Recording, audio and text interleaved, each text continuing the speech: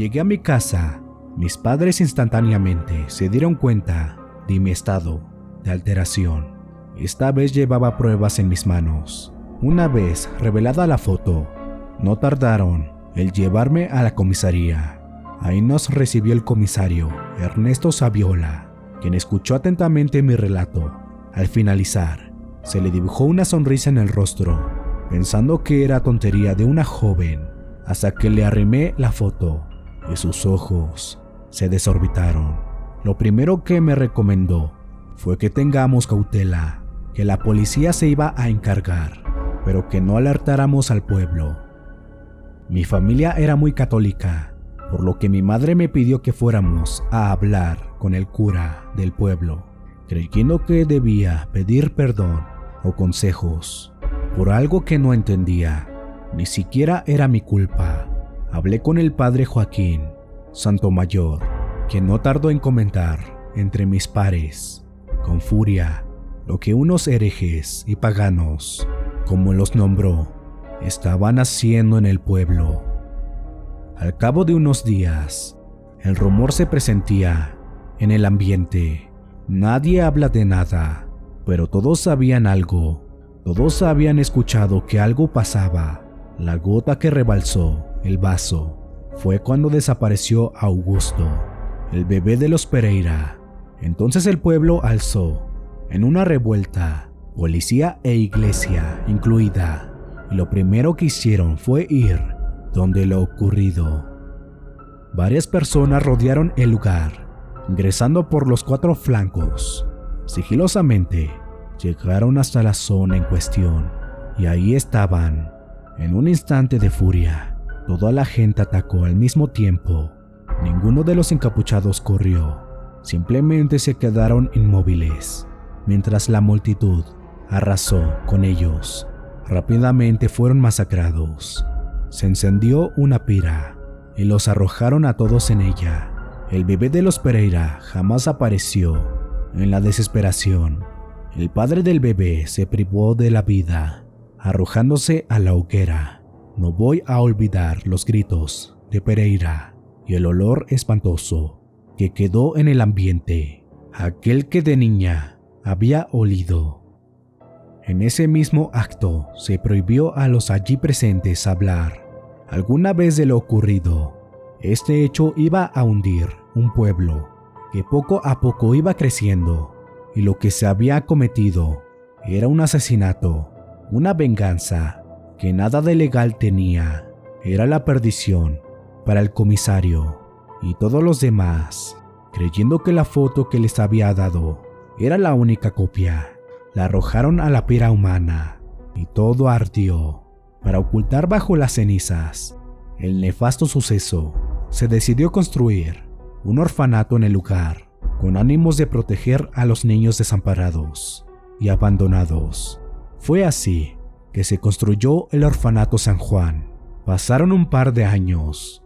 El orfanato se construyó y se pobló rápidamente. Yo jamás me sentí tranquila al pasar por esa calle. Jamás pensé en regresar.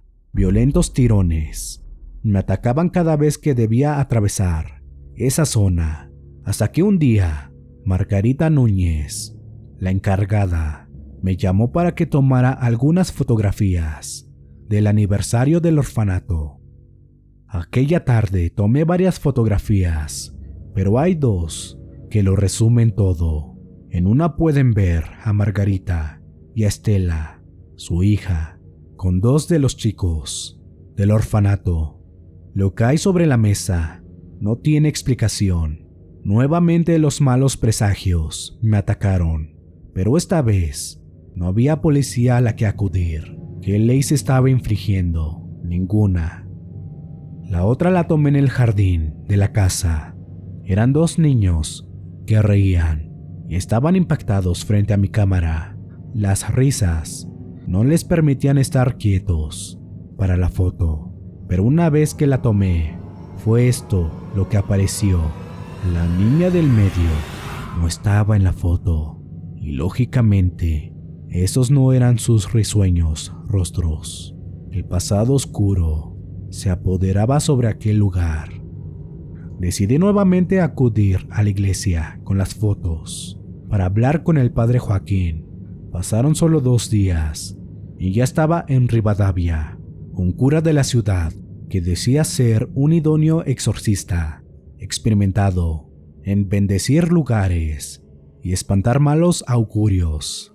En cuanto al cura Miguel Lugones pisó el lugar, se detuvo instantáneamente, se dio la media vuelta, nos miró y con cara de pánico dijo: «En este lugar no podemos hacer nada». Sin más explicaciones, volvió hacia la ciudad. El padre Joaquín intentó 3 veces bendecir el lugar, pero en cuanto abría la botella de agua bendita e intentaba esparcirla, las gotas de la misma se secaban en el aire, sin ni siquiera tocar el suelo. Una vez más, se nos pidió guardar silencio, por el bien del orfanato, por el violento pasado y por la salud del pueblo.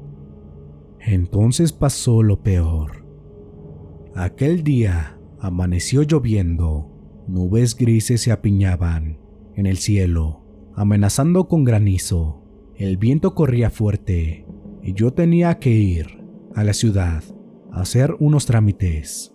Como era caso la madrugada, un vecino me iba a acercar hasta Mendoza.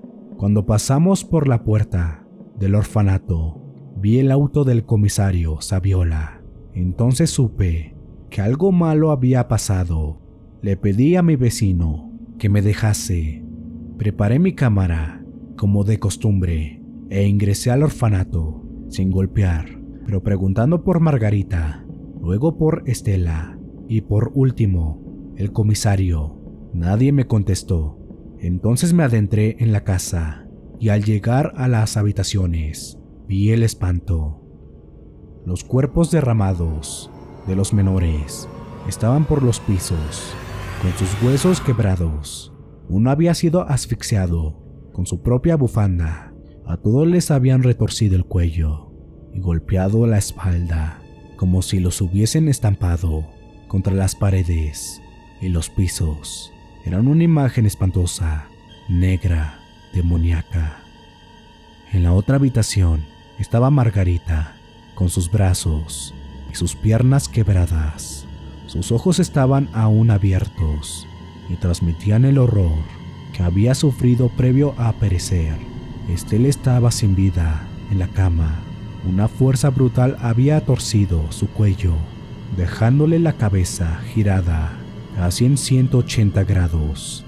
También había niños esparcidos por los pisos, todos sin vida, de la misma manera, con la misma brutalidad. En el instante que tomé las fotos, aparecieron el comisario Saviola con el padre Joaquín Saviola. Había pasado por la zona hacia la comisaría y vio las puertas abiertas, y al ver lo sucedido, en un ataque de pánico, había corrido hasta la iglesia a buscar al padre Joaquín. Olvidando su auto, la desesperación se veía en sus rostros. Los 3 estábamos alterados y atónitos. La tormenta comenzó a rugir. Fue entonces cuando escuchamos ruidos, murmullos, gritos, niños llorando, grandes, rezando. Saviola gritó que venía del suelo.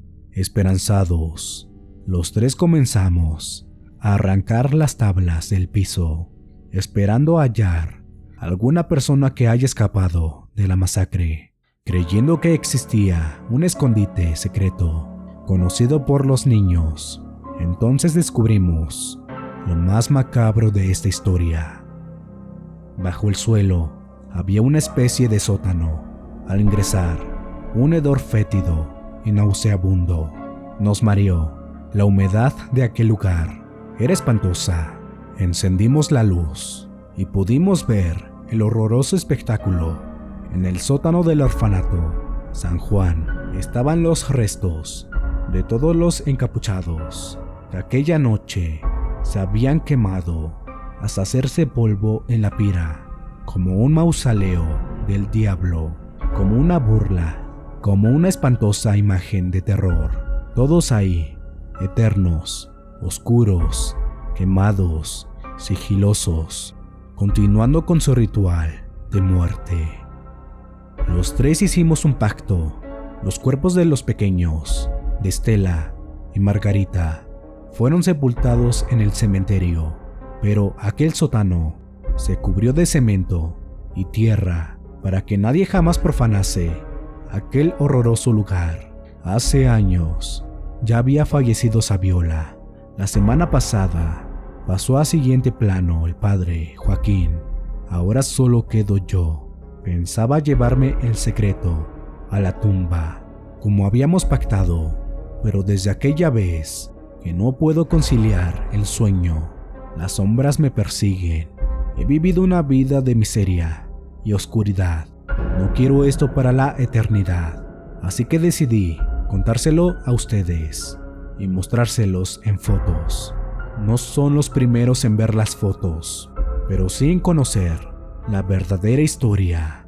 Hagan lo que crean conveniente, pero dejen descansar a esas personas en paz. Fue así como retornamos a la ciudad, con las fotos y el miedo haciéndonos temblar.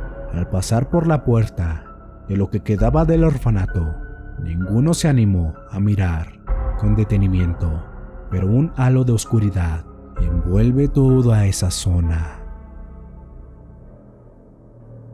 Agradezco que se tomaran el tiempo para estar aquí. Espero su apoyo para más videos como los que he venido subiendo. Y si gustan apoyar, pueden apoyar dándole like y suscribiéndose para más relatos escalofriantes. Recuerden, esto es Estación del Terror y aquí recordamos tus peores miedos. Buenas noches.